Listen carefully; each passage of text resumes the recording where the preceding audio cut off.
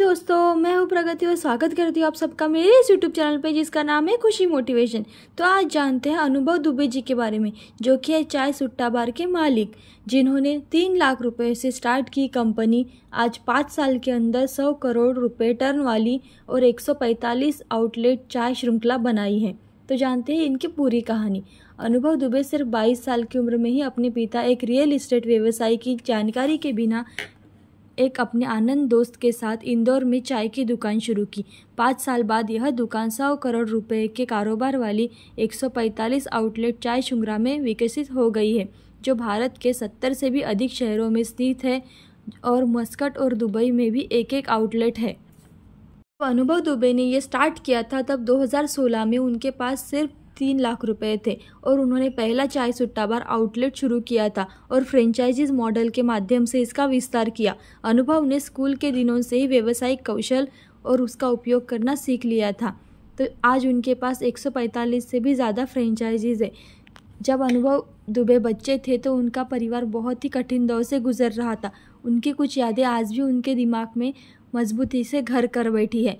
यही परिवार लगभग 3 लाख लोगों की आबादी वाले एक छोटे से शहर रीवा में रहता था और इंदौर से लगभग 670 किलोमीटर पर दूरी पर था। उन्होंने 8वीं तक एक सैनिक कुल महर्षि विद्या मंदिर से पढ़ाई की।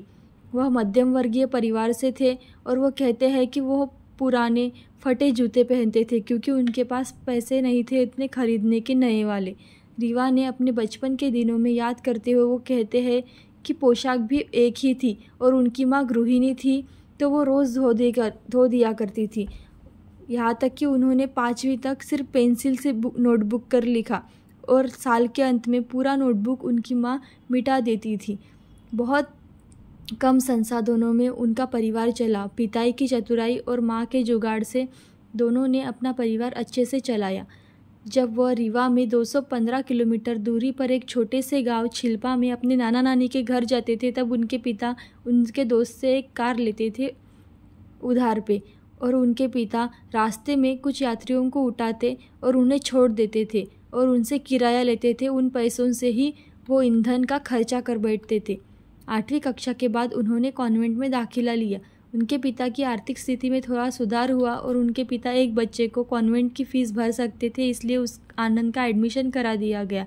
शुरुआत में उन्हें नई परिवेश में ढलने के लिए टाइम लगा क्योंकि इंदौर में एक गृहनगर रीवा में रहने वाला छोटा सा लड़का और वहाँ पर फराटेदार इंग्लिश बोलने वाले लड़के थे, तो उस जगह से उन्हें थोड़ा लगाव जल्दी नहीं हुआ, लेकिन उनका आत्मविश्वास तेज़ी से बढ़ा और उन्होंने जल्दी ही दोस्त बना लिए।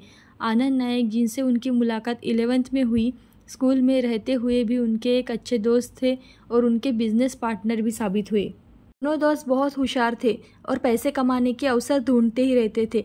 वह समय था जब टच स्क्रीन मोबाइल बाजार में आया ही था। दोनों ने 6,000 रुपये में एक सेकंड हैंड सैमसंग स्मार्टफोन खरीद लिया और दोनों ने 2-2 हज़ार निकाले और कुछ छात्रों से भी पैसे मांगे अपने दोस्तों से और लोगों को फ़ोन किराए पर देते थे और लाभ होने के बाद फ़ोन बेच देते थे। फिर उन्होंने 19,000 रुपये की एक पुरानी सिटी 100 बाइक भी खरीदी, जिससे वो कॉलेज के दिनों में इस्तेमाल करते थे और फिर उसे बेच भी दिया। 2014 में उन्होंने renaissance college of commerce and management Indore में बीकॉम की डिग्री हासिल की।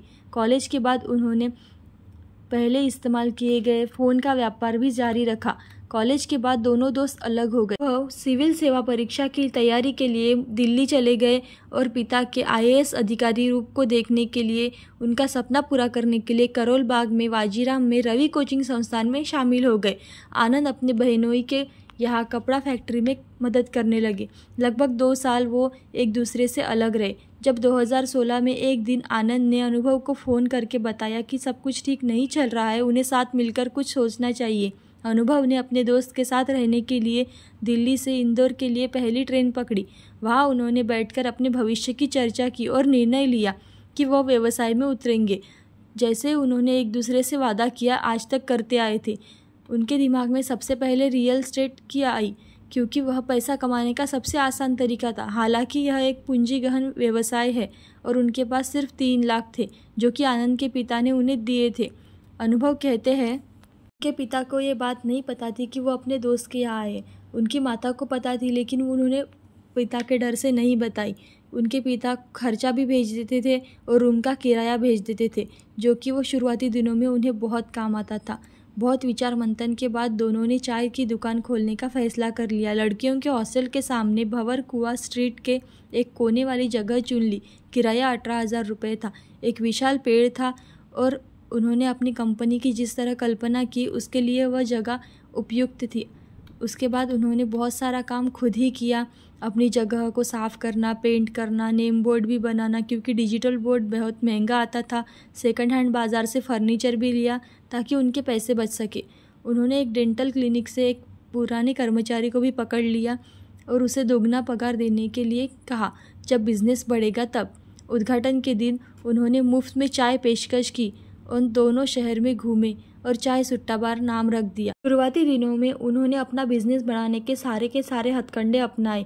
बहुत सारी एडवर्टाइजमेंट की। इंदौर के स्कूल कॉलेज के दोस्तों को भी बुलाया ताकि उन्हें अपने दुकान के बारे में पता चले। वे 7 तरह की चाय बेचते हैं एक कुल्हड़ में, जैसे कि गुलाबी चाय, इलायची चाय, अदरक की चाय, पान वाली चाय, पारंपरिक चाय और सबसे फेमस उनकी चॉकलेट चाय है। इस तरह से उन्होंने अपना बिजनेस आगे बढ़ाया।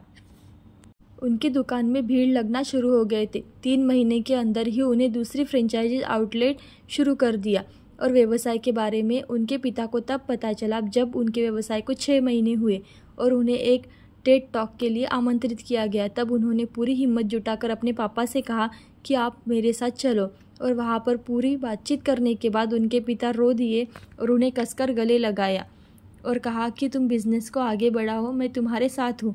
2016 में चाय सुट्टा बार एक प्राइवेट कंपनी थी और फ्रेंचाइजीज लेकर उन्होंने अपना विस्तार किया।